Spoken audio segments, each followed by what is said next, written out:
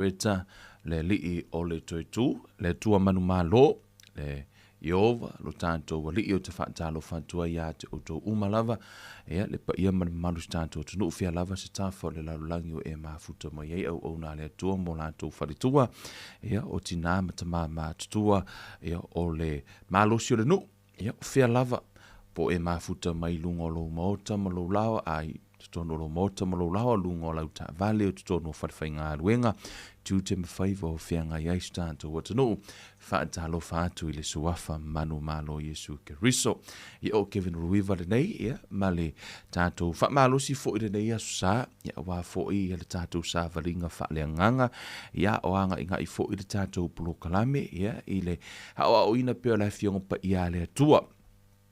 Ia e mele share tātou plokala me lunga lau timeline, share lau messenger, ia whaata se fo i male tūlanga tag, se friend, ia po se isi fo i o lau ahinga, te mana o e whaafonga whaalongolongo fo i le upo le atu, o se isi fo i le o sa o loto, ia po se isi fo i le o mautonu i le fionga pa ia le atua.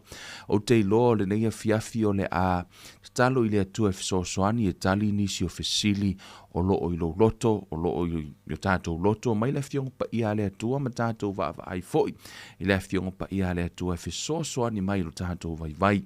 Le tuolo mātou te mātou te a whelo ma malu ma lo pa ia, le tua fisosoani i lau whanau, i o lātou loto, mo lātou mawhau i anga luelo, wanganga wha malama lau upu, wha maolalo i o luma ta maari nei a fiafi, a vea i ta ma se ipu e whaonga ina e la hua fio, ia ma male upu, ia wha peo na halu e au noa ma se wha palapala ina ta ma i langona wha le tangata, a ia ma male upu mai a te oe ta ma, e a o tau ina i o mātou tangata i o mātou i loa sala mo i o luma, ma whaia lau a mi o tonu wha fo ili vi inga i la hua fio, ono suafo o Yesu ke riso, o le mawala au tu wai nei, amene ma amene.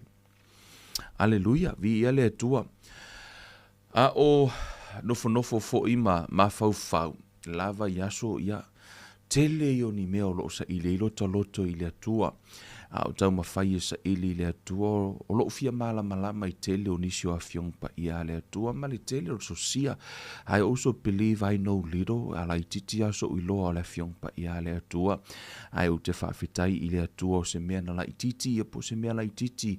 Ia wata avatu i le atua. Wa ia whaalau tele ina. Ia maua whawhanga ai. Ia le toa tele o le afe ma afe o i la tau o loo whaapeona ma futa mai lunga le tātou polo kalame. Ia ma whaonga ina fo ia o ina ile upo le atua ia e ile tatalo ile atua ia fa peona wani fesilio ni manatu ia peila vai esele nei lau pepa mai le tele onisio lau pepa o lo la to launga ina le upo le atua i lungo le lau pepa nei ia o lo o matele la vai le o ina le upo le atua au te o ina le tulanga o le Faamatalaina o afionga pa ia le atua o Faamatalaina o tusi o afionga tau mawhai e Faamalama fo mai ua whano utangata ono le ai o se malama ai o le isi pito o au o le Faamatala ia o le toi sue ina ia auana ita i seina o i se langona ma se manatu ai ia fesoso ani le anganga o le atua ia te oi e le tasi o fesili au teiloa o le mafua anga e ala i ona tele mea o loo punitia i le tātou sāwalinga e maisea lo tātou le mautonu. I le mata upule nei o te iloa ile o iaia se taimie o whaava noa ina e tali ai le Faamatalaina i le tusi le nei. Ai, o ile luma nai, ia, o ile luma nai o le a whai whaapitoa i se tātou mata upu. Na o le tusi a Roma, o le a whaongala le sumu. E free fo i le fa pela a faungale suma e free e ona ese mai le mata upula e tala no ai mo me o tusi tau ma fai e Faamatala le tusi a Roma ona o le tele io e ailo uia tal tonunga na o au ma i maua uepe ana fa pea e tātou te fia malama le tala le lei tātou o le fai tau le tusi a Roma. If you want to understand ile topic leo le grace male loa. There is no other book. There's no elese si tusie e manino le details. And also I will say this is one of the best piece na tu whaatasi e Paulo o le tusi a Roma. Le Faamatalaina le leo le TULAFONO malona ese esenga mai le alofa tūnoa. Makua I mangingoa o a umangi au fesiri e kali umarkusi a Roma. Ai a o toi nofo nei mo toi whaalongolongo. O loo toa tele nisi o la toi a o ina le TULAFONO. Ai, it's really dangerous. Ono le TULAFONO, le la tātou tano e le fiafile nei. Ele au mai le TULAFONO e fisosoani a te oi. Na au mai le TULAFONO e fisosoani le angasala. Ia wala ke vave turn off le game ila ula. Se kako wo au mai la le la tātou wo tutono le tusi a Roma. Ia ma tātou au mai aloa la. Po o le ale Faamatalaina e Paulo le TULAFONO ina ia e malama mai. And I really encourage you guys, read the book of Romans. Fai tau le tusi a Roma pe a fai te fia malama tili I le mea ta o le TULAFONO ma le loftu noa. E ke koe kausia e le TULAFONO, ma le tele o ia mataha upu ono le mea lea, o le tasi le o vaenga ua toe a fia I le tātou savalinga o na tātou tele o mautonu. Po fia ele mea akako woi, amene. So, I te tonu le tusi a, tātou amata mua mai I le tusi le, o I le na, ia Yesu ma le au te lona ia po le au la fonga ia po tangata ia o tangata yuta ia o lai whainga ruenga ia Roma ngale o lai haia Roma whainga ruenga e au inga la fonga e whaingo inga la kama i o le au anga sala lang o le au ngā hoi a kama i le overcharging tangata vo i tūlanga o tax so they are also peeling tangata mamba tangata nei i o kangaka anga sala. O lea la a Yesu ma le au te lona I, ma le au la fonga. Ai o atu la ia le au farisaio fo mai wailoa e le au farisaio. O la a Yesu ma, mona so o whaatasi ma kaka I o lea la e kau mui au ringa ia ma le au wangsala. Ai tātou whai tau le tali a Yesu I le whai upue, e sifulurua. Ma sutor fo mai. Ua langona Yesu, pick up from verse 11, fo mai ua iloa e le au farisaio. Ona la tau whai atu wai lea I ona so. Se a ele mea wa ai whaatasi ai. La o tau wa o male au te lona mai e ua ngasala. La e tala noa I le au la fonga. La ua ai whakasi ma Yesu. Ai whamatala Yesu. A ua langona Yesu. Ona whetalai atu wai lea o ia ia te ila tau. E lea o ngā le fo mai e malolo. Na o e mamai. Fo mai la ia. Ina o ia. Ina o a opo o le ale winga o lea upu. O te loto I lea lofa, ai le o le taulanga. A wā o te le isau e wala au I e wā miotonu, a o e ua ngasala ina ia la tau salamo. Praise God. For metala tuspa, but go and learn, man. Ia. O he kako ue su e le wingo le melea. Go and learn what this means. I desire mercy and not sacrifice, for I did not come to call the righteous but sinners to repentance. Tato atu lalo le, mana ia lalo le Amplified Version. For mai, go and learn what this scripture means. I desire compassion for those in distress and not animal sacrifice, for I did not come to call to repentance the self-proclaimed righteous who see no needs to change, but sinners, those who recognize their sin and actively seek forgiveness. O tangata ngasala, na sau Yesu e sa ili, e whamelta le tuspa ia. O te loto I le alofa, mercy. O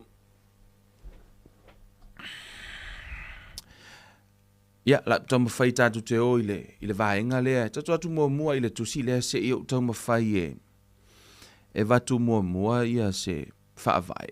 O le TULAFONO. O le TULAFONO ele I mai e fisosoani a te o na mai fisosoani lang sala. E whaisina mafo tātu mta upunea fiafi, you know. A tonu e ono talianga tā e nisi. Amen. Hallelujah. ai loa ngā whoko e whangau fo winga ngafi. Ma ele sui se tiano ki whanongo. Whai o ngā, you guys, wa umaka ko spiritual growth linga umaka wa makanga e seki, fo ilulu wa makanga e, you can deal with heavy stuff, lela makanga, onga mawhai e roka ngaka whaalea nganga, onga e malama I mea kau mafa makau I mea kau meat.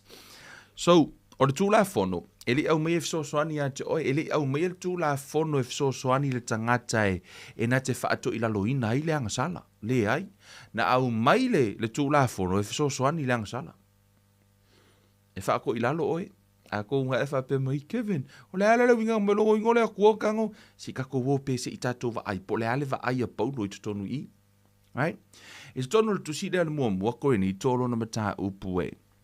Sfulu lima foi upu e lima ono. Faamatalaina le Aposetolo Paulo.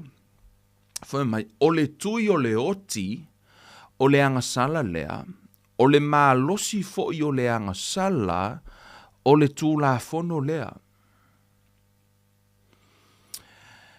Ina ua fai e le atua le tangata I le amatanga, ele I oti ele I fai e le atua ina I oti pea. Wa mafua no o le oti le tangata ono le angasala. O le angasala ia whaonga ala le tui. Faamatalaina tuspa ia o le tui o le oti o le angasala lea. Tusa o le angasala. Ia lela o ke le o ke whaapea o ke whaalea o ngā inga le kui whakaka inga o le kui le whai ngei kui o le furu. Tusa o le tui o le angasala. O le mea lai sai tutonu o le tui o le oti. Right. Mea lai nai tano tuspa ia fo mai o le tui o le oti o le angasala. Tusa na mafua no o le oti to tonu o lo tino mo o tonu ia te oi ono le angasala. Na tui la le angasala no fo I le tino. Mea le naya la iana tala no tuspa ia o le angasala I o le tino. Ai na mafua na o na angasala ono le tulafono. Foi mai na oti le tulafono ai le ia o na oti le angasala ai le ia se tulafono Romans. Lai tano tise Roma. Foi mai o le tulafono o foi mai o le angasala na oti le angasala ile ia se kusama kua I pea le angasala hoki. Ai ono wa ia le tulafono o le mea le na wala inga koe ola le tulafono. O inga koe ola le angasala. Au le angasala ia nga moe. Ai ua koe ala mai le angasala inga ua whaalongo mai le tulafono. O le kaimi e whaalongo I le angasala le tulafono ku mai lo I lunga mai le angasala. Ai sea, ona fo I o lea, fo maritala le tuspa ia, o le malosi fo I o le angasala o le tulafono. O le tulafono la, e na te whaamalosia le angasala. A e manao la e ola tangata I le angasala, la unga pea la le tulafono. O ka ngaka ai manao I ola pe tangata I le mulilua, la unga pea la le mulilua, aua to te mulilua. The more you telling them aua le mulilua, e hakiri inga mulilua.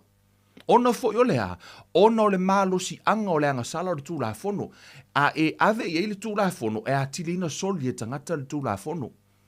O le mea na leita no tuspa ia ona o le malosi anga le na o le angasala. Fia ke le angasala ai la unga le tulafono. Ia, o le e pei o lea, e pei o se woma mai lea le angasala. O le kaimi e mai ai aua, le whaia le mea lea, oso mai le angasala isea. Le anga fo I ele I, ona ele I whaia le tulafono mo le e te taua mi o tonu inai oi, nga whaia fisosoangi le angasala. Le la tatou au mai le tali a Paulo mai le tusi a Roma, e mafua ona utala noi le vaenga lea. Ona o le mea le mafuai, ona tupu tele le angasala I to tonu o le tino ke riso. Ona o lea lava e la unga le tulafono. Ua whao ngā le tulafono o le ua o lea whai mai le upo le atua, ka ui e le tulafono. Le winga o le alofa tu noa, pe a whai kako ke le pointinga ka ngaka le alofa kungoa, ai pointia le tulafono. Awal mulua, whamari kuspa ia, awal mulua. Whamari kuspa ia, awal ko ke ngā oi. Whamari kuspa ia au, o le keimia e whai e kangaka le angasala, whamari kuspa, o le mea le nā watupu tele, ele ngā oi langa, lai kako ke whai kangaka, awal ngā oi. Ona fo I o le vaisu le nā le angasala, whamai le upa tuspa ia, o le mā losi fo I o le angasala, o le tulafono. Tō te lo le upu le whao ngā ina I numa I le tusi lea ngā ruenga, lona mta upu mua whai upu e valu. Whamai whai upu e valu. Ai maua e o tau le mana, le upu mana le ui. Power, whai mai, but you shall receive power The word power le whaonga I po le upu mana lea, ina ua whio mai le nganga pa ia I lunga a. Whamai a whio I whalanga pa ia mo ia te utau le mana. O le upu lava le tasi le whaonga I tua il tusi le an mua koe ni tolo na mta upu sfuru lima, fai upu ea. Fai upu lima ono, le wha liwinga I fai mai o le upu malosi. Strength. Same word, le wha liwinga iai. Ona fo I o le malosi anga o lea, o le anga sala o le tulafono, e wha moe la le anga sala le tulafono. Wai le mawhai ona tupu le anga sala pe ale eise tulafono. O kau mangingo mai le mere ka kau karangoa koai. Ono le la tatou tanoi le tusi ina ia, I think this will set you free. O le asa o loto I fo I o e mai, o le a e appreciating ai le alofa tunoa. Aleluia. Te iloa le a mai forngia fiafi o le a tali le tele o fesili. E tupu tele la le anga sala. A e mana o e tupu tele le muli lua. La ungar ku la fongo au ko ke muli lua. Ia, ono fo o lala kusa si upu fo le pe ko kan ko fa upu. A e manga o e popular le anga sala. La unga la le loa tu la fono. Fo mai lo tala tu spa ia. O le malosi fo I o le anga sala o le tulafono. E wha moe ke le la le anga sala le tulafono. Ono fo I o inganga ke wha malosia o ia. O le o fea lava la le mea ono le tulafono e wha masino. Mana tua fo I o tau e le whaia se wha masinonga pe ale eise tulafono. E le mawhai ona whaia se wha masinonga pe a whai le eise tulafono. Right? Te rea ka ko ke vali kwa kaia ka kalo mai foi moka ika onga ole ke le o kusia loma o ka se men karango I Paulo a le la ko foi ku me ko ngori kula kasi ka karango ai. Amen. You guys all right? A suil ka kom ka upupo ngai se kia uko. Amen. Te fai tau tasia fo mai ole tu yo le oti ole anga sala lea ma fu no ole oti tonu ya te oi ono le anga sala. Lenga fai a kamu ma eva. Fo mai la ia. Ono ala langa sala le tato oti e no fo le langa sala tino fo mai la ia. O le malosi fo I o le anga sala o le tulafono lea. E wha malosi ala lea. E le anga sala le tulafono. Me mua. Hi tato o mua I le vaenga lea. Tala noa mai le tusi lea fo mai. O le malosi o le anga sala le tulafono. Ka koakula I le kusi lea. I le kalangoa Paulo le kusi aloma. So e mana o te fia malama I le mata upu lea ko e alu o fai kau kusia loma ale la ukanga fa upu atu se va I se au wala fo I le kau fa upu wa ka ko mata upu ne fiafi I le Roma e lua. This will help you, set you free. Amen. Roma e lua lo mata upu se furu fitu male fa solo I lalo. O le mele tupu ya te oe pe a whai e te o ina le tulafono o I lena tala noa I Paulo I tangata iutai a lera ua tua le background o le mele tupu ya loma o loma ele se e kale sianga whaakuinga e Paulo o loma po se e kale sianga whaakuinga ka ngaka karikongu a fu ianga le lope one of the 12 fu I o lea foi the 120 le ngai lungo le a po ka ngaka I ko kongo ko afe o ko afe lenga wha ola inga launga pe keru lenga o mai loma whaakur e kale si e loma. O lea la e tusi Paulo ono watu tangata yuka ia koe wha mangaku isi mea orku la fongo. O lea la e tala noa Paulo I ona o lai malama lei Paulo le mele o le tu la fono. Ona so se taimi ai la unga ina ile au le murilua mau ki ngoa ai o orfa I la unga o la fu e murilua. So se kaimi ai la unga kakar ku la fongo e mau ki ngoa langa la o lea o le upar tuspa ia fo mai e revive lea fo mai e toi whaaola e lea e le tu la fono le anga sala. Kusa o ko kongu la fai la unga langa seki alonga loko le ima se anga sala e la unga lo ala le fai la unga I le ku la fongo mau ki ngoa wako e ola mai ni mea ngai ko kongu. Le laka kwa ko su le fa si ngwa ku mau ku spa ia la vefi ngai ye e fai ka wai e tatu fai tau fu la I fo mai le upu le o le mele tupu tangata na te o ina tu la fono le ala le utala no sa o ya Paulo le wa Faamatala ye Paulo la na lai malama Paulo o le malo si anga o le anga sala o le tu la fono e fa mo ke le anga sala ku la fongo pe ku la fongo fa nga anga sala ona fo ili au me se anga sala e fa ko ile e so swang ya ka ko ele o me tu la fono so sonia tato le ka ko uma so I'll try my best to walk you through for me to le tu si la Roma lua Whaauta, ua ingoa oe o le iutaia. O loo e whaalango fo i le tulafono, ma e mita i le atua. Lea lau akalangoa Paulo, i le au iukaia ia le lako kea o ingar kulafongo. Mana tua autou, o le malama Paulo le nāturo o le tulafono. O le tulafono e fesoasoani i le angsala. O le malosi na nao le angsala. So lea lai whamatala Paulo i o koula ngā iukaia. Lea lai ko ke mika le kulafongo. Foi mailo matala Paulo. Ua eiloa fo'i lona finangalo. Ua masino fo'i a te oe mea winga ese ina ua haoa o ina oi le tulafono. Kama ia laua malama aua kenga oi, aua mea umar kulafongo, malama i kangaka ngai. Fai mailoa, o loo e tā ofi fo'i, o oe o le tai o tau aso, o le malama i e oi le poliuli, o le mangakura ngā ora whaila haunga lea. Mangaku ngar foi la unga le mamra markula fongo o au le ke o ke ka ua I ka ngakala awar pepelo awar ngoi o au ona fo ye ke va ai le kamale foi mai o ia le malama sau fai ka ngaka ko o me ngal muli lua ko o me ngal ngala fa merku spaia e pointanga I ka kula fongo la fa mertala tu spai foi mai o lawa mangaku o malama I ka kala le mamlama. Let me tell you, whatever ngai loa ka ngaka la o le muli lua mera lako ke whaia. E kau le wha iloanga iei, whatever nga lako iloa. La fu e lako ke iloa e wha asar ku spaia. Sa le ia, pe sa kasi le, po langa kasi le muli lua, au ke longa le kei mea ka ki ko anga ia la, unga le au whai au le muli lua, ke langa pe okru vai aso le ua ongo muli lua ngaka. Onga fu e wakili nga whawhanga langa sala. There is something inside of me, let me put it this way, e iai le mea I to tonu ia te ilatou, o I to tono tātou, always rebel against God, ono re tātou nātura, na mafua mai ai, a tamu ma ewa. Mana tua foi o tofu matala tuspa ia na whanau, na whaia a tamu ma ewa I le whaatusa o lea tua. Ai ina uanga sala tangata fumei wa whanau setu, I le whaatusa o a tamu. Ona lao le whaatusa o a tamu e corrupt. So o se kaimi ala e whai atu waila o le whaatuso atamu e against ai le atua. O tulafono umala le atua au mai e OSA e against lea le nature le tangata. There's something inside in our spirit or our inner man o le malamalama I le Apostolo Paulo e le malamalama I tātou. And I also, e ala na whai lau tala lea. Vai aso le na tenei. Ino no matamata I lunga fo ilele ino le imo meo video fo io because from sila fi o te le matamata imo meo o pese a kenge fo io Beyonce ma pese fo io la lang pese fo o te le matamata I fo ilele ma pese fa ona po nei. I have no idea about those songs.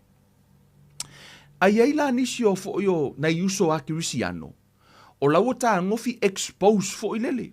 Wa whailoa mai o pese ngai ai, o pese. O isi fo io tangata lai o expose e kalesia fo mai o e kalesia ngai o le aua. O kangaka mai o mo meo ke mongi, me wha ke mongi.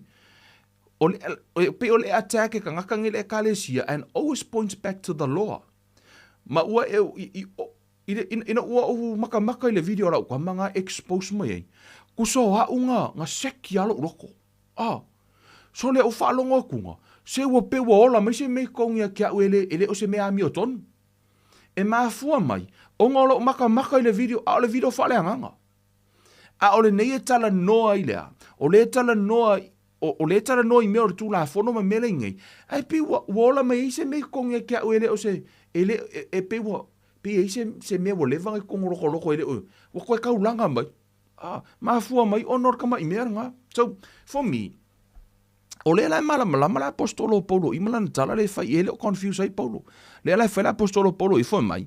O le o ye vale fai upelus funu foi mai. O le o ye vale lea. O le o I tamaiti ina ua e maua o le tino o le poto ma le upumoni I le tulafono. O le nei foi. O oe o le o atu I le tasi tangata. E te le o ea oe I ate oe. Fai sa o ya Paulo. O oe nga kia o ingar kula fongo riska nga kai meke re kango oe o oe ki oe. Langa a o ni tato faitau, lai loe Paulo whaafika uri rumaku. So he understand, le malama Paulo I lang kala le whaika ngaka ngai.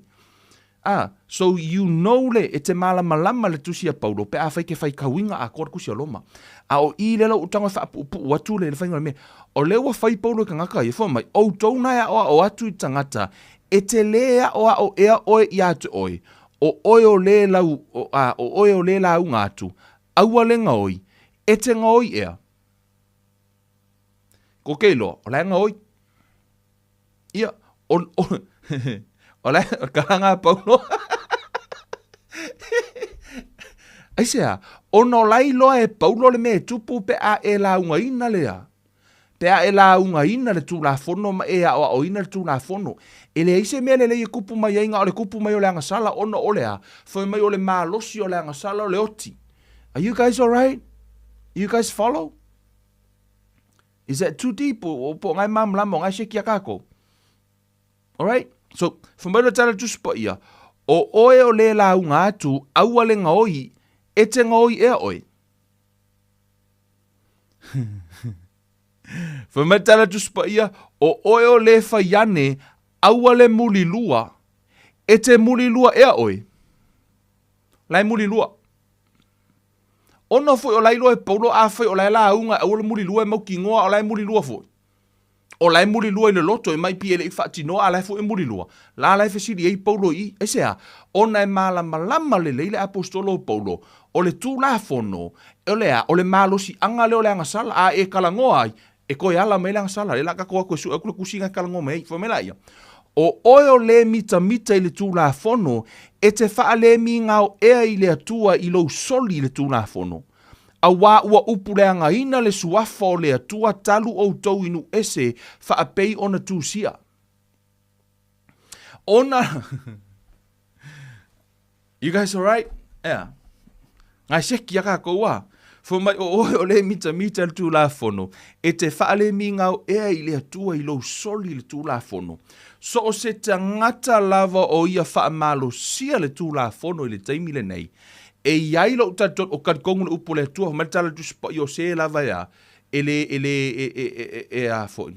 A o leo ngatasi, ia tu mau le ami o tonu I le atua, ia pepelo ka ngaka. A whai eis ka ngaka o la ungarku la fongo o gaming ei, a mai e leo savali o la seki anga ia, la ukalai, pepelo, langa la mai le upo le atua ea, o la foi la ku ke whaia. O lea la ua whai ei Paulo o kusi aloma, I la kusi ei Paulo la vaenga I o kou ngā whamai aua ngā oi, e ko kere o ngā oi ia. Aisea, lai loa leia e Paulo a e kalangoa ngoi mo ki ngoa lai fwoi ke ngoi. A e kalangoa mulua mo ki ngoa lai fwoi ke mulua. A e kalangoa, a e wha malo sia ma e una ia me ia. La fwoi te whai aisea, ona ole malosi o le angasala o le tulafono. Aleluia. Le ata ti vali le kako aka I matato mamlama. Tato atu lunga le tusi lea. Roma I tolu. O I lea. Excuse me. Fumait fai upoe. Suluiva ma luas fulu. O le nei, o tātou I loa, o mea uma ua fai mai e le tulafono, ua fai mai lava I e ua iai le tulafono, ina ia punitia ai ngutu uma lava, ma ia nofo sala I le lalolangi uma I luma o le atua. O kere ilo peke ilo le wingo le mafua anga o fai upu lea. A ngai makua I mangingo ale kuspa ia I lau fai kau iei. Fai mai. O le nei ua tātou I loa o mea uma ua fai mai ele tulafono. Fai mai ea. Ua fai mai lava I e ua iai le tulafono. Ina ia punitia ai ngutu uma lava, ma ia nofo sala le lalolangi uma I luma o le atua. Nga au maila le kula fongo e fesoasoangi le anga sala ia ngofo sala o I luma o le atua.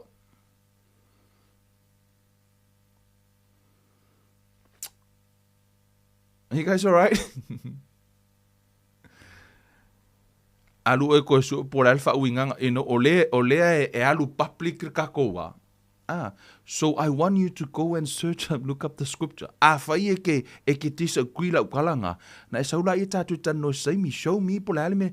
Ai le I au mai ale tulafono ia te oe fsosoani ia te oe whako I lalo lang sala. Nga au mai le tulafono e fsosoani lang sala e whako I lalo oe. E eila le isi tu o le wingo le tala le na. ai o le isi ku nga, si uma ka ngoi le isi ku, mene, o ngai whaisi ke leo ka kum ka upu, re kau squeeze kongo, you guys alright? Au palua se furu whai mai, au wā e le ta wā mio tonu ina se tangata e to o tasi i o na luma i ngā ruenga o le tūlafono. Au wā o le tūlafono i loa le le iai le anga sala, o le tūlafono i loa i le anga sala. A o lo tausia, e le ai e ke lea whaola inga lai se knowledge o le tūlafono.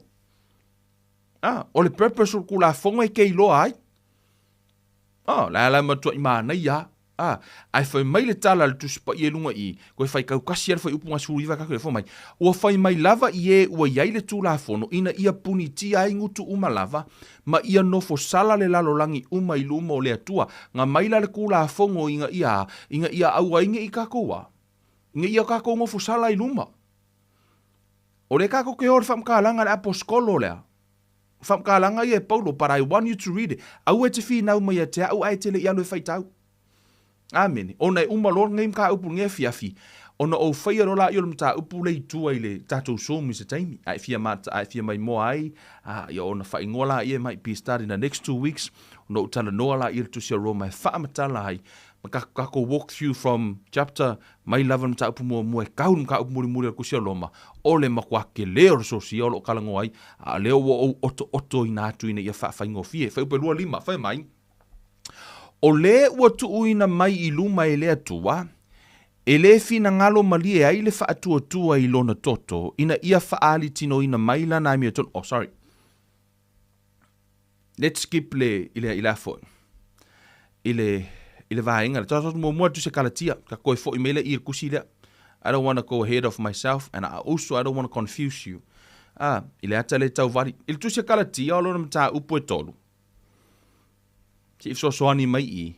Si ka kwaku kuar kusia kalakia e kau soangi mer ka kom ka upu ona mana tua foi o Paulo ang kusia kusia kalakia o ia foi kusia loma. So o lea la e tasi ale manatu o Paulo o lona mafau e tasi ale mafau o Paulo martala leila le tala i Paulo so o lona malama la tala i le tala le i tusia kalatia. It's the same knowledge la foi ina tusia Roma. It's the same o le tala le ia e tasi. So i tutonu la i le tusia a kalatia lona mta upo e tolu. Ka kufai kau mua fai upo sfulu iwa, fai mai. O le nei, se ale ao ngā o le tūlafono, o le fesili lalina, o le ale ao ngā o le tūlafono. Amene. Le tali ei Paulo ifa mai, o le nei, se ale ao ngā o le tūlafono. Le ale kalia Paulo, fai mai, na whao popo mai lea ona o soli tūlafono, ina se ia maliu mai le whanau na fola i ai, sa saunia e a ngelu na au maia e le tautu upu. Le ala e talia i, whai mai na au mai le tūlafono. Ina ia maliu mai le na whanau, ina ia maliu mai e su o le na fola ina, e lau whaupunga whai ngofie. Na mafua na au mai na whao popo le tūlafono, ina ia loloto le angsala. Ina ia sau Yesu, ina ia whaatau nuu le folanga.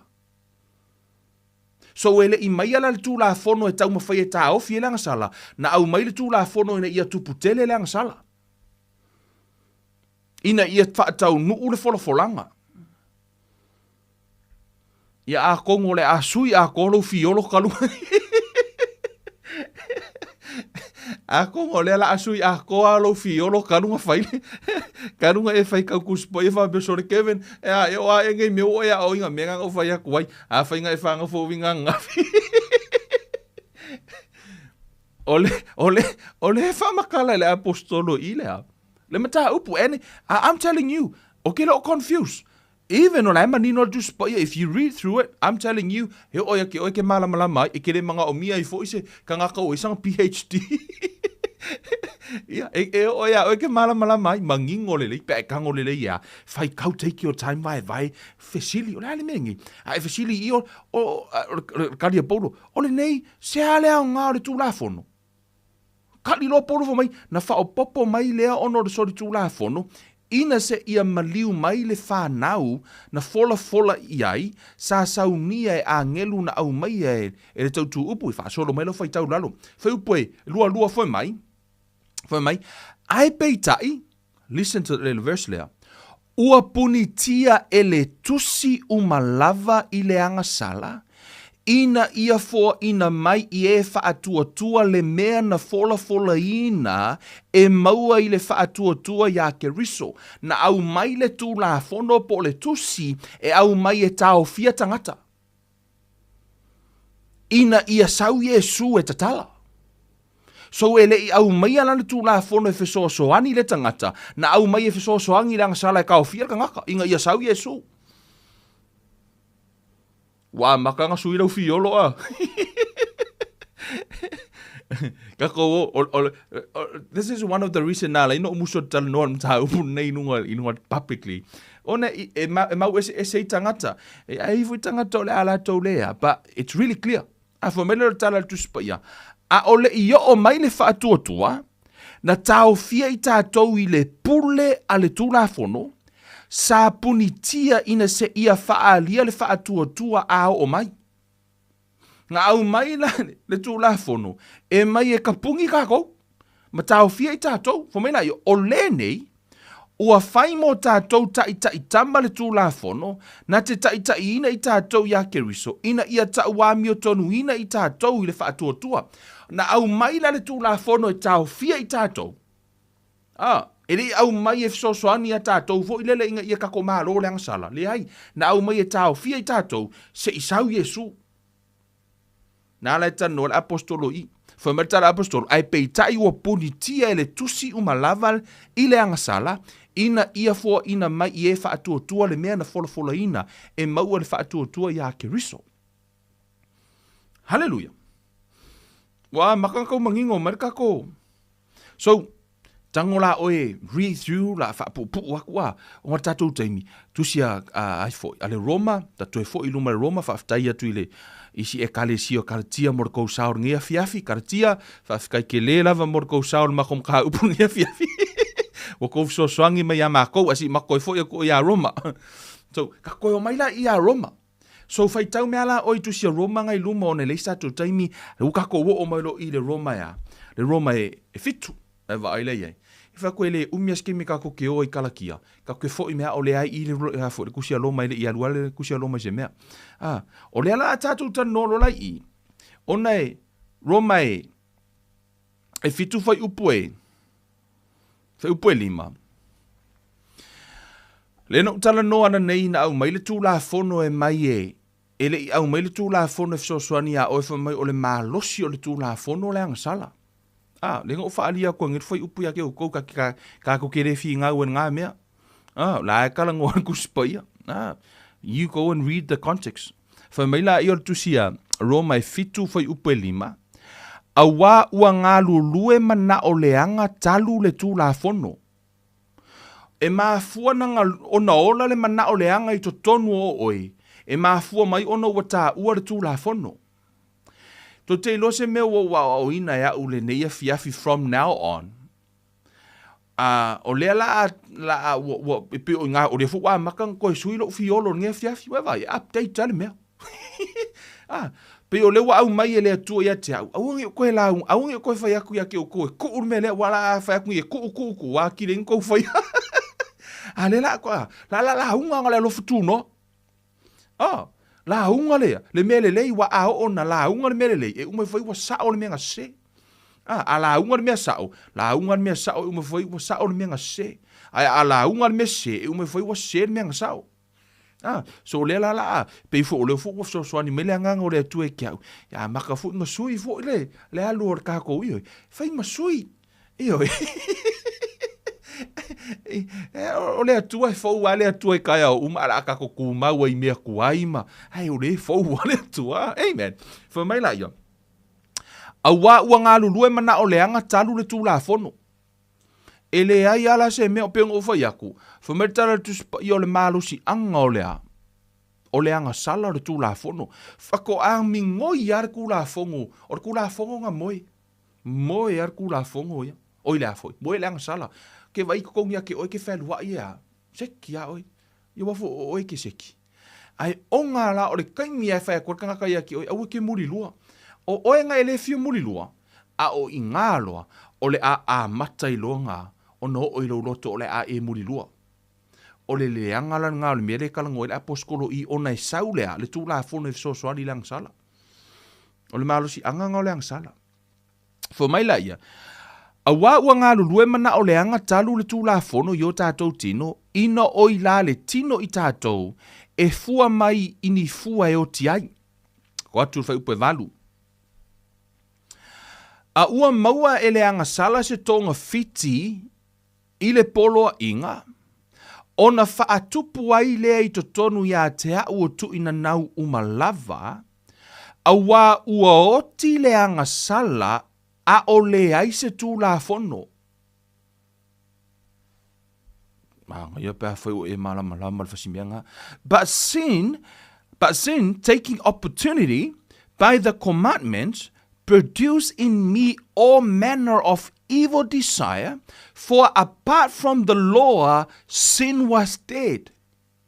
O sina ia, wa levanga hoki le agasala. Ai ona o le tala noa ina pele tulafono, o le mea le ngai ala inga koe ola le agasala. Mea le nai alai ona tala noa malaunga le alofa tunoa. Ona alaunga le alofa tunoa, e oti ale agasala. Makua le aia se leo le agasala ona ea. Ona fo I le o launga e tātou te leo I lalo le tulafono. Amene. E tātou te leo I lalo le tulafono. Na tano le tusia Roma o nam tā upe ono. Roma e ono. Excuse me. Roma e ono fai usuma le wha. Na fai mai a wā e le pule le agasala ia te outou. A wā ua outou le no nofo I le tulafono. A o le alofa tunoa. Ka koe aku ikua. Amene. Roma e ono, fai upos fuma wha, na I pito I lunga fai mai, a wā e le pule le agasala ia te outou, a wā ua outou le no nofo I le tulafono, a o le alofa tūnoa. O lona winga, a fai o nai te ola I le tulafono, ma tausi le tulafono, o nā lai fafanga e oe le agasala. Mai te le mawhai, e le ai, le la uwhai atu le tala le tusipa ia, e le ai ma se ka ua mia konginga, whamari tusia Roma, le se ta ua mia tonu ina ila, il tū la fono, pe ke kausia uma mea umar kula fongo, e le ka ua mia konginga ai oe. So, o lea la uat manino mai, whamai la ia, oe, e te le o nofo le tū la fono, le ala le mea le inka ko lau ngā fur kula fongo, pe a whai kako kere o ngofo ai. Whamai o tātou lea, e no nofo le alofa tū noa, so ka kauloa laonga. He ofo ia kia, le la sui la unga, e amaka kua ngi. Le la sui la teachings. Sui fo, la amaka ka kou le alof kungo. Wanga pe o le afinga ka kom ka upu ma fefeu ka kou la fa le nganga. O ka kou ka ko lele ia amaka nga le anga I ka ko launga. Hallelujah. Kei lo le o me le tua. Hi, fai masui. Amen. O le anga lue mai le tua ia ka kou ke ofo ka ika ia oima. Molo le fia suia o le atua le nga lue mai lava le atua foi mai tala foi mai a ua maua le anga sala se tonga fiti le polo inga ona fa atupu ai le I tonu ia te au tu ina nau umalava a ua oti le anga sala a o le istu la fono o le anga sala ia ngoki ai ongor kula fongo wala inga ola me le anga sala foi mai lo la ir foi upu iva sa o wola fo iana mua ina ua leo o mai le tulafono. A ua o mai le polo inga, ona toe ola mai ai leo le agasala, ona o woti lea. So lea lai mana, mai kala lea Paulo. O I fo I e te loa ai, le teimi, toi toi lo le fesili fo I le kelenga fesili ka ngaka, mo mioka maiti ia whanau. E nisi lai fai mai ia, o lea le kaimi e a fo, a ona mali liu pepe e oi le langi, a oina I personally believe, e ilo tal tonunga, o le teimi lai ola mai le pepe, a oi lai ola le tamaititi ia, lai inosene le ia tu la fono, o la lava mama a ola ino oti le tamaititi se itu lou le pepe fo ilele, e na tele ilo tu la fono e ola. Ai a o loa la ufa pe wa lima tausanga le tamaititi, a leo ufa ia tu le tamaititi, au e te pepelo. So, me mua, o le knowledge o le tamatiti lima tausanga, help me here, Lord. O le lima tausanga, o le a fo ino le mea, a tonu o le mafau fo tamiti lima tausanga, o yo leo te pepelo lo tamama lo tina. A iei le taimia na te iloa ai, o le pepelo i lona tina ma lona tama, o le pepelo lava na i le atua. So, o inala, whatita inga, o le kamakiki fo i le kamakiki la sa pe ua hiva masina. Kamala na ai te uma liu na ngai kamaki nga. O te tono lai o uma langi kamaki nga. Ona foi o lai ola. E tu so le tala noa Paulo ile to inga taimina. Foi mai wai loa lai le anga sala. Le tonga fiti. Vai kunga le anga sala. Ai. O le kula fongo. O lo umalosi anga lea. Sau loa la le anga sala. Ave le fefe. Fa pea la fo le fefe fo ile le yakako. La kulola i o loma kua whea kulang kama. Le o lima kausanga o miki. O ainga aia le koki. O le taimi ai whewhelta mai titi. Pepe lolo. O le tonga fiti alanga sala. Ona fo i o lea. O le nā tura le to tonu ia tātou. Le whametala tu spa i o le anga sala le to tonu ia tātou. So o le nā tura pepelo ma le nā tura le to tonu lena. Le anganga o le fefe le. O e mai o lea. O le anganga o le fefe. Lea lai mafua ina anga sala tangata. O ina loala, fo mai lo tala Paulo i, fo mai ona toe, la toe fai tala upaiva, sa o wola fo iana mua ina ua leo o mai le tulafono, a ua o mai le poloa inga, ona toe ola mai ai lea o le anga sala. Tu sa o la sa i kokongo o Paulo le anga sala ona tatou fa na nau uma mai le fa atuso atamu. Ngako fa ngau uma mai ala i le anatura anga sala. Ai na oti ala le anga sala ile iola. Ai o le taimi ana toe o ipe o ele tulafono. O ina lona toe o la mai ele anga sala na moe. Ai na ona ola mai o le anga sala. Fa mai le tala Paulo ona o woti e lola ia. Koko e lor kuar whenga kuai. Kasi ala anga sala e oki. Tongi le anga sala le oti. Tongi le anga sala le oti. A le velar kukanga o lau wharai e lengi e ke oti. O le makua i strict ar tulafono. So ira le tano tu spa ia il tulafono. Fa mai fai bes fulu. Ua i loa fo ie au o le poloa inga na saunia e olai. O ke langa war ko fisidi nga ngai la ko fo mai ke Kevin. Le ai o le poloa inga nga mai ka ko ke fe olai. Le la wa kali e Paulo il fisidi nga. Vai le la ka ko kali le fisidi nga fa tai le tuela nga upu foi mai. Ua i loa fo ie au o kali le Paulo. Ua i loa fo ie au o le poloa inga na saunia e olai. O le poloa inga nga mai e olai. E foi mai. O lea ua o mai ai le oti. E wa ai le kali e Paulo. O lea nga o iloa. O le poloa inga na mai e o ke olai. O lea ua o mai e le oti. Foi mai la ia. A wana maua e le anga sala le tonga fiti. O na faase se mai ai lea o ia i a te au. E le poloa inga. O lea foi na fasi oti ai o ia i a te au.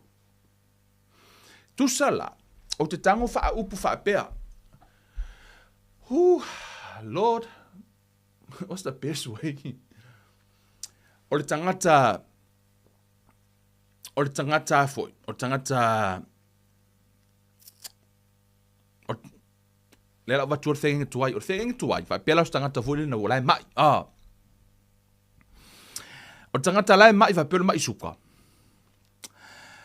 O le tulafono, me mua, o le tulafono na au mai, fo le o le whakaka inga la skula fonga whapea. Au ke ai me sumalie.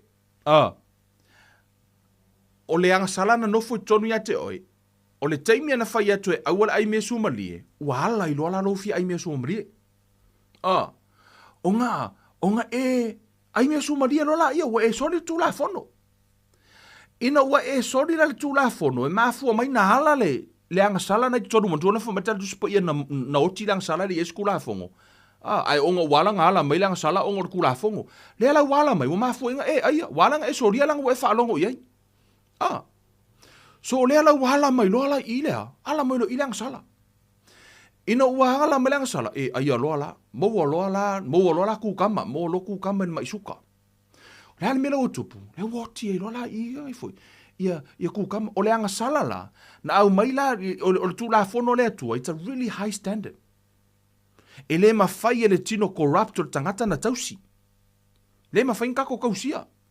Because o le standard le atua e maua lunga kele. Hei se mawhai ngonga kausia.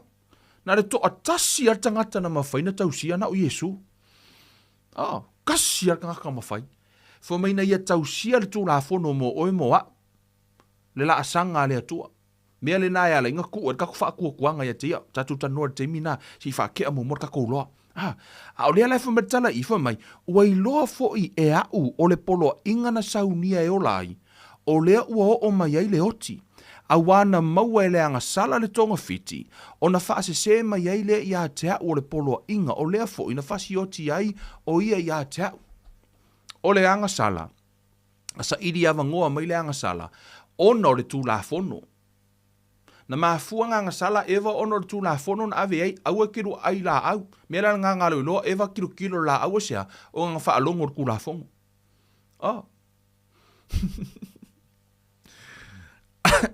E usuma fa. A wa o tātou iloa o loo ila le anganga le tulafono a o au o te ila le tino. Ua whaata wina atu wa ue whai matangata o le anga sala. A wa o te le iloa mea o te whaia. A wa o le mea o te whaia o te le loto i ai. A o le mea o te ino i ai o lea o te whaia. Lea lai wa matana tau mailo i ele Apostolo Paulo le mea lai tupu ya te ia ina ua o le tulafono ya te ia. Fai mai le tala Paulo. Fai mai a wa o te iloa mea o te whaia. A wa o le mea o te whaia o te le loto i ai.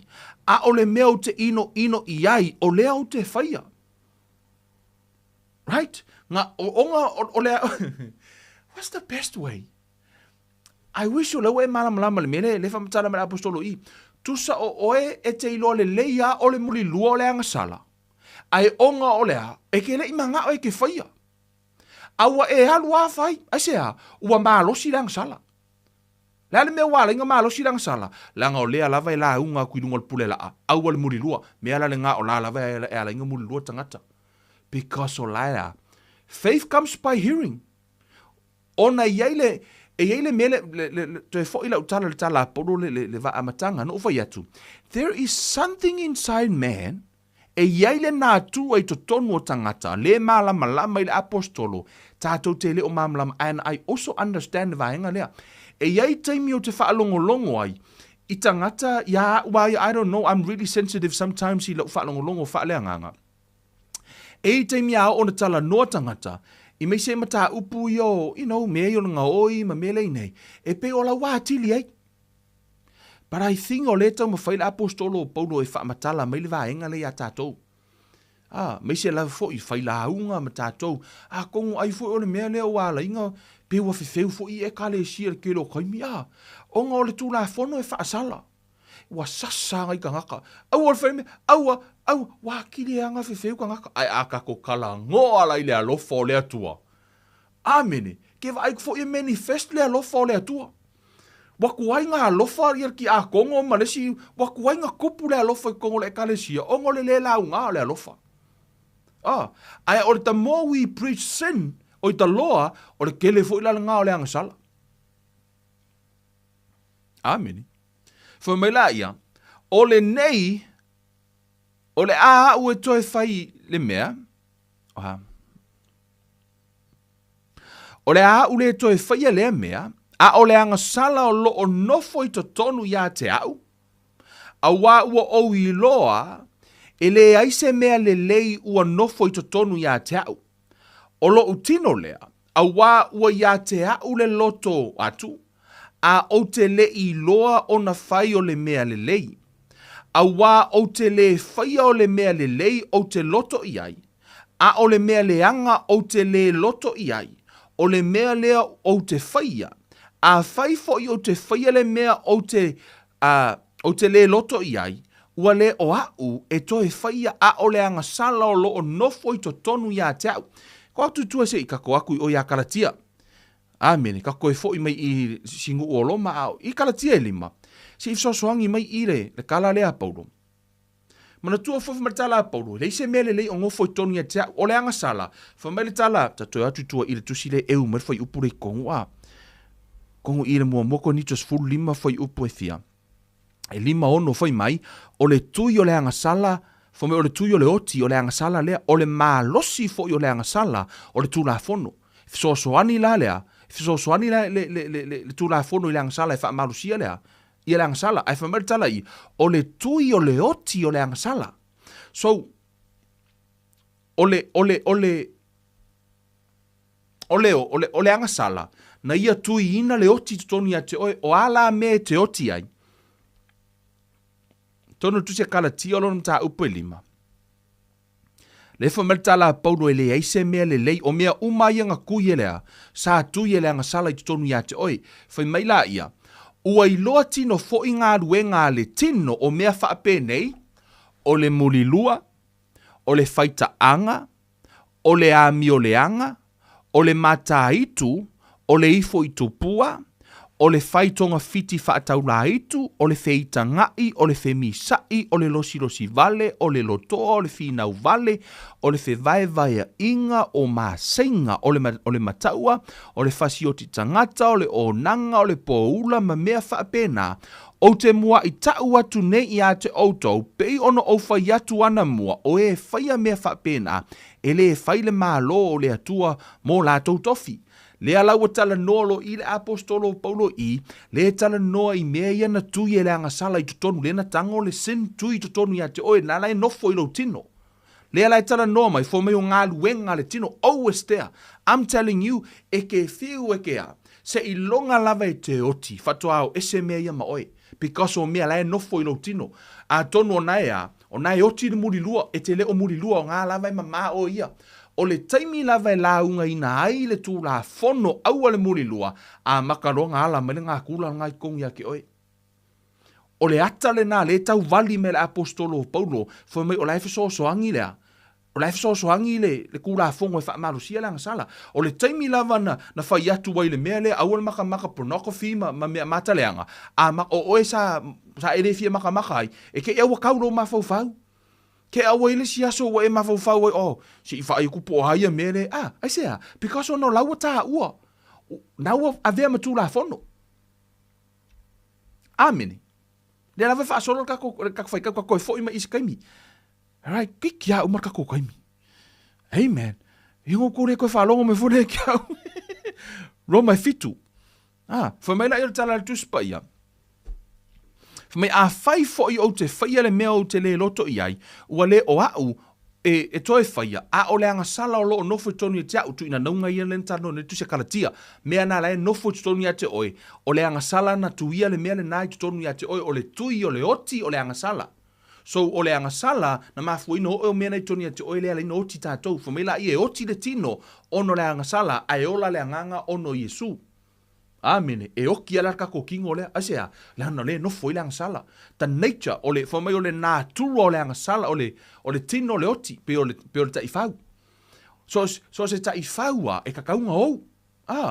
Kakau lava nga ou le taifau, ona foi o le, so se maile lava bos taifau, e tatau ana ou o lona nātura, o lona nature.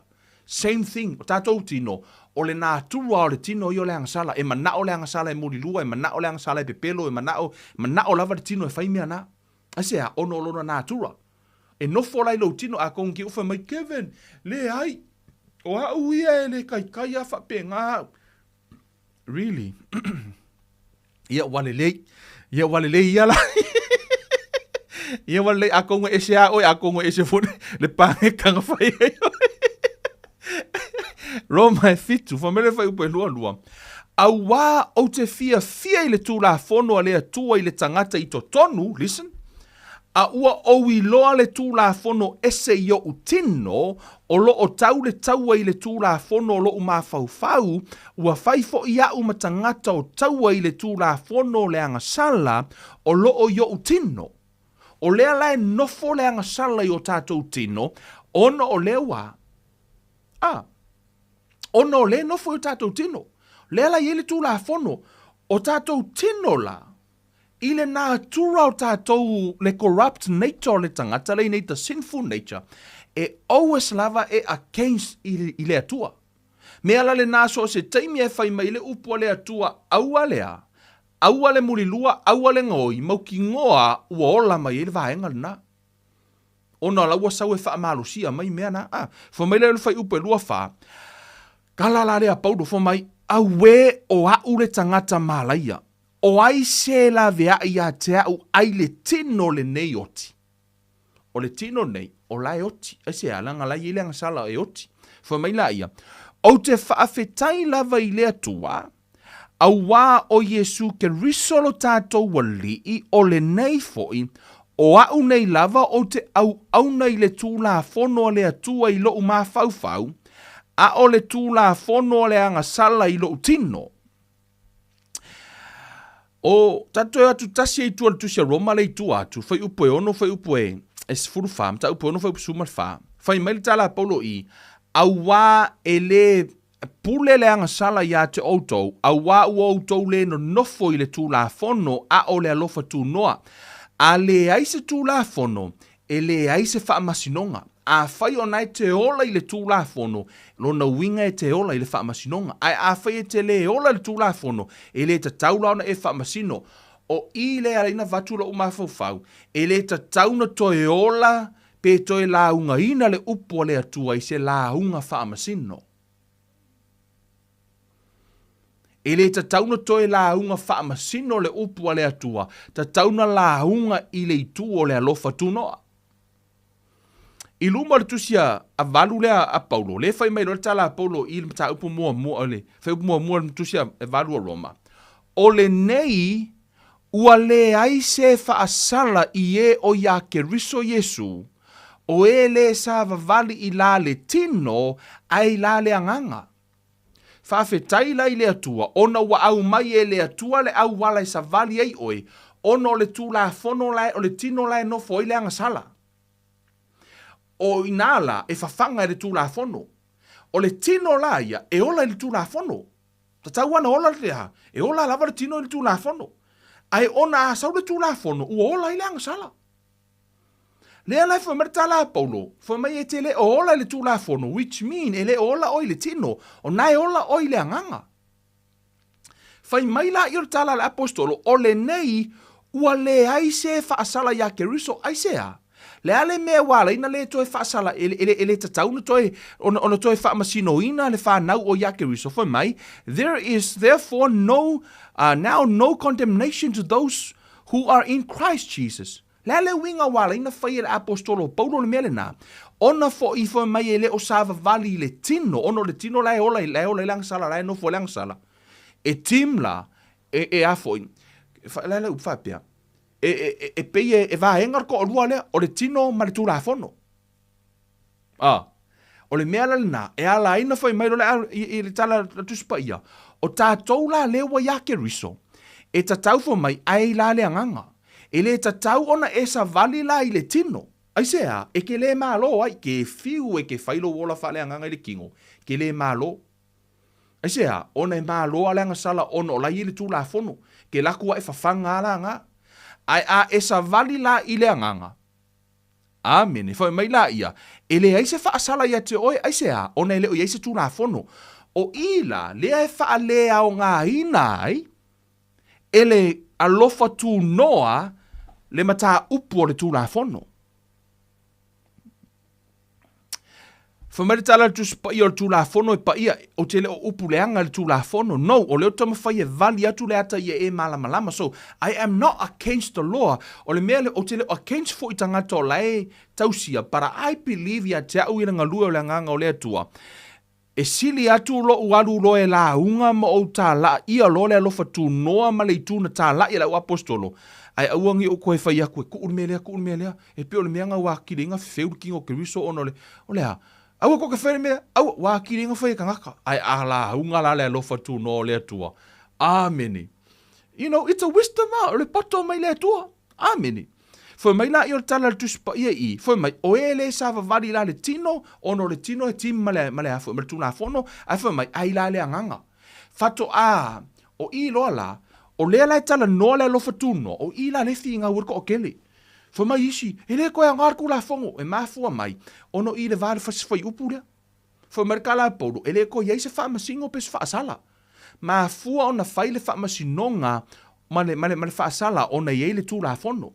E iei le mea lai ala ina, ona whai le tūlafono. E whamertala Iesu ea, o te le isau e whaamasino.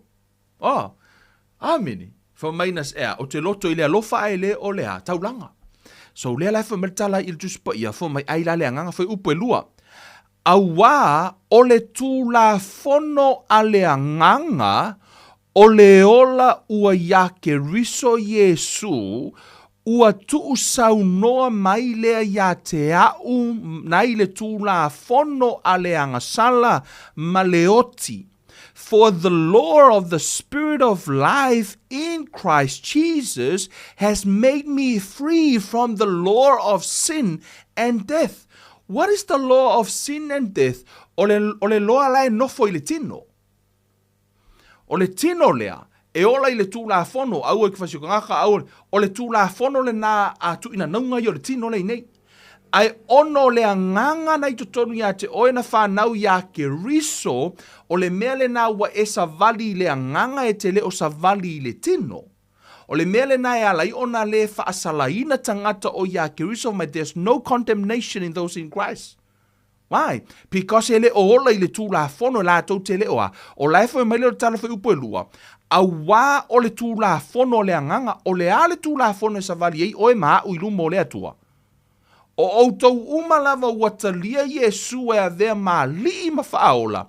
O le tulafono le te savali ai. Foi mai, o le tulafono le anganga o le ola ua iake riso Yesu, ua tuu saunoa mai lea ia te au nai le tulafono a le angasala maleoti. Lea ua vavae Paulo, o au, peila o au. O lea ua ousa o loto mai. Lea ua whaongaina le upu. Wa ousa o loto mai pa wa ave e sea mai a ua le tulafono le anganga. Mai le tulafono la e tala no e le whenga tuai.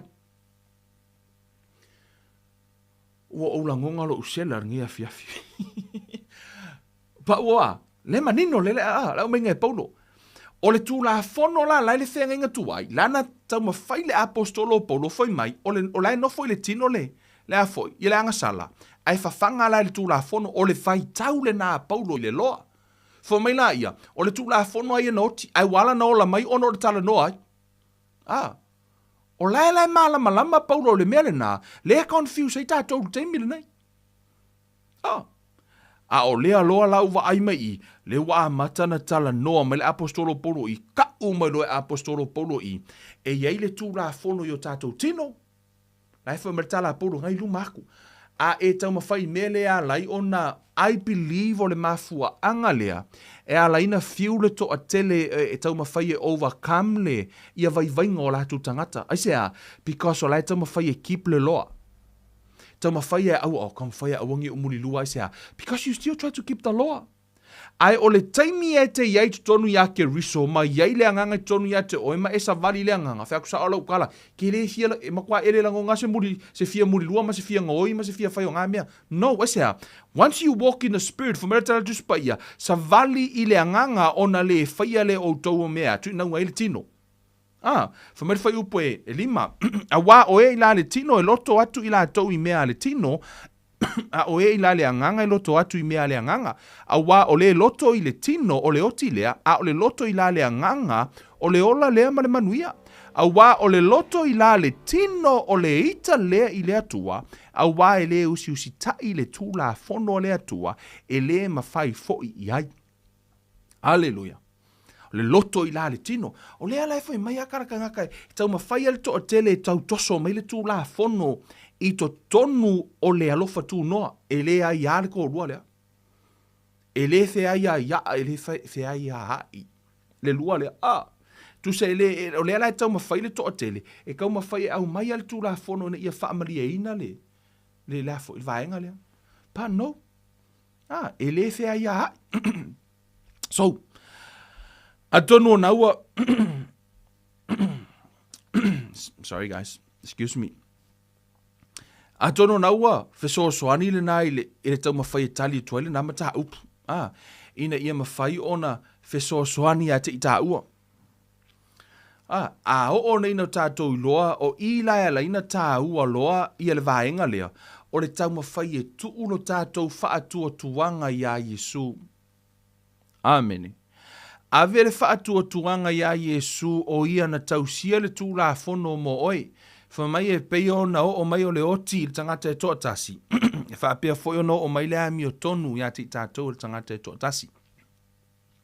O Yesu na o mai le ami o tonu e le o sau ami o tonu wa umana ia tutongia na ia tausi le tulafono le na tausi le tino ma wha sa tauro lo Yesu. Mele na ina maliu Yesu lunga sa tauro na ave a toa ia tulafono ia le nei malo lato wha salanga na ave lo ku i umai lunga i o mea na whametala tuspa ia le o tie o fea o yailo tui. Le tuunga maue o fea o yailo manu malo le ale mea wa fesili ai le o tie o fea o yailo tui. Ona foi o le anga sala wa umanga kokongi e Yesu. O le ala wa saule kui. A wale ko ye kokongi se anga sala wa le iloa e le kui po le ale mea la fai.